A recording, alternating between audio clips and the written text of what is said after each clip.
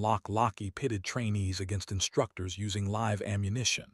As trainee Daniel Holdsworth recalled, the Americans were not happy with the exercise and wouldn't do it again. I couldn't see what they were complaining about since no one was killed. On paper, this approach was indefensible. Training casualties at R occurred. Veterans acknowledged deaths. Critics argued that controlled progression achieved the same results with fewer losses. The Germans, despite their doctrine of hardship training, didn't fire live rounds during basic instruction. Why would Britain risk men who'd volunteered for the most dangerous service? Yet, in reality, those who graduated RE demonstrated capabilities that conventionally trained soldiers couldn't match. The secret was in understanding what combat actually demanded. Battlefields aren't measured ranges with marked distances and predictable threats. The first moments of contact are chaos. The sound of incoming rounds, the shock of violence, the instant when training either takes over or fails.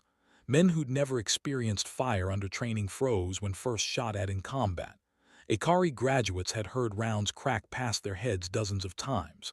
When enemy fire erupted around them in France or Italy or Burma, their bodies remembered. This is survivable. Keep moving. The training wasn't about callousness. It was about calibration.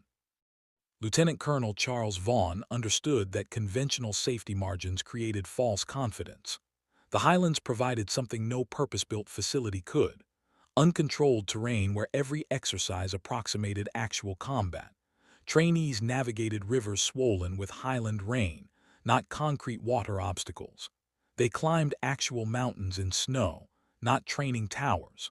What proved this approach worked was the performance of Achnacarry graduates in combat. At Dieppe in August 1942, Commandos from No. 3 and No. 4 units successfully silenced German guns at Bernaville and Varing, whilst Canadian forces suffered catastrophic casualties on the main beaches. German after-action reports described the Commandos' uncanny calm at Turry in October 1943. No. 2 Commandos secured the port and held it for 3 days against German counterattacks that outnumbered them 5-1. Traditional military instruction in 1940 followed hierarchical patterns. Drill sergeants taught parade ground discipline. Range officers supervised marksmanship. Expertise was segmented and formalized. The system produced competent soldiers through structured progression. Critics of irregular warfare argue that special forces couldn't be mass-produced. Yet, SOE and the Commandos recruited instructors from profoundly unusual backgrounds. William Fairbairn and Arisaig had served in the Shanghai Municipal Police during the 1920s and 30s, when Shanghai was the most violent city in the world. Fairbairn personally survived dozens of street fights.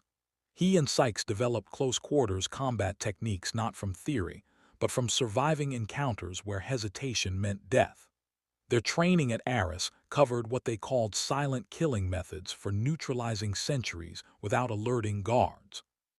On paper, Fairbairn and Sykes seemed like questionable choices. Neither held senior military rank. Their methods weren't in any manual. Standard military thinking emphasized formal martial arts training as the foundation for hand-to-hand combat.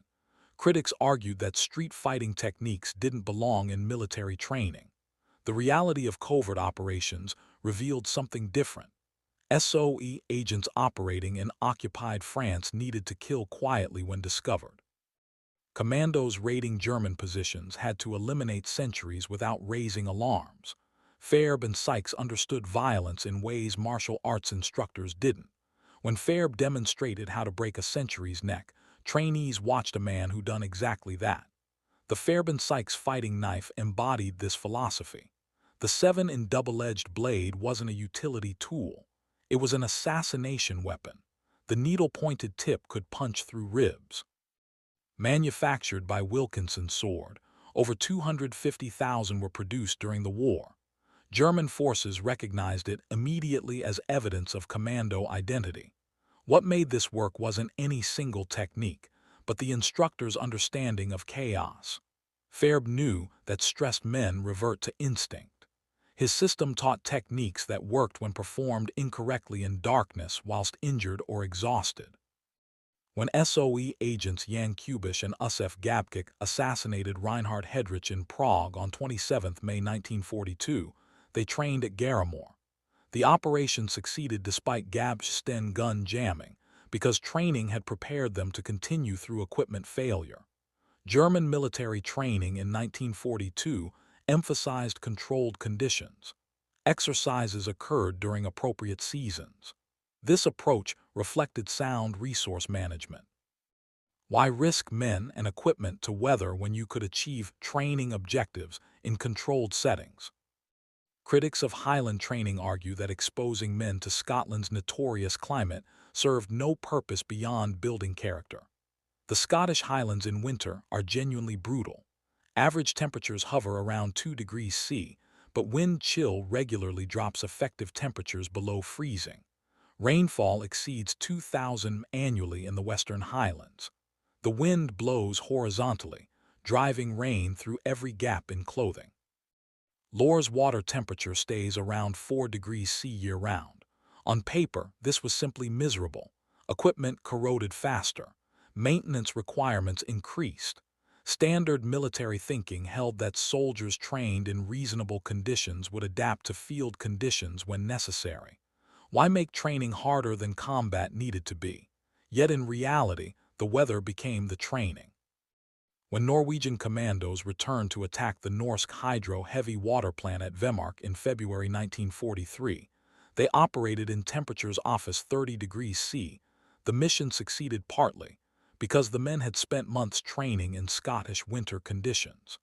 They'd learned to maintain weapons in freezing rain and maintain operational effectiveness whilst constantly cold and wet.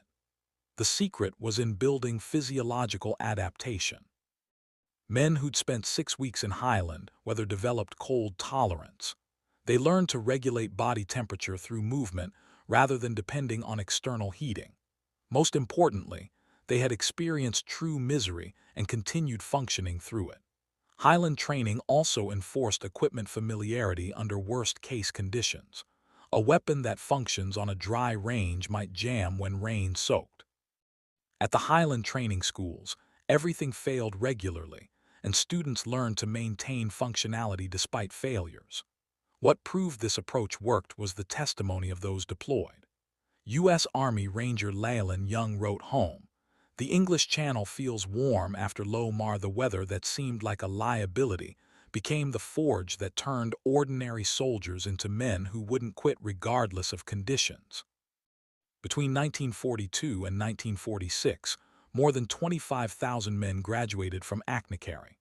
Thousands more trained at the 10 SOE schools. They came from Britain, the United States, France, Norway, Belgium, the Netherlands, Czechoslovakia, and Poland. They departed for raids across occupied Europe, resistance liaison in France, demolition operations in Norway, and jungle warfare in Burma. When the war ended, several nations attempted to replicate the British model. The Americans formed the Special Forces based on OSS and Ranger experiences. Many founding officers had trained in Scotland.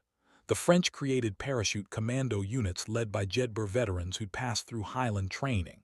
Yet none precisely duplicated the Highland system. The physical training schools closed in 1946. Ari returned to the Cameron clan. The soy lodges reverted to private ownership. Many now operate as luxury holiday lets. The Commando Memorial unveiled by the Queen Mother in 1952 overlooks the training grounds. What persists is the principle that extreme conditions reveal capability. The Highlands didn't make men brave. They selected those who could function through fear.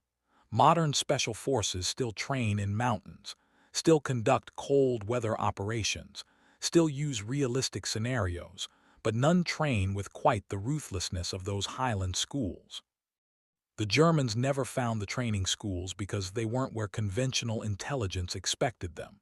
They weren't fortified complexes with obvious security. They were Victorian shooting lodges in terrain so remote that access itself provided security. They operated for 4 years, trained tens of thousands, and contributed decisively to Allied victory whilst remaining invisible.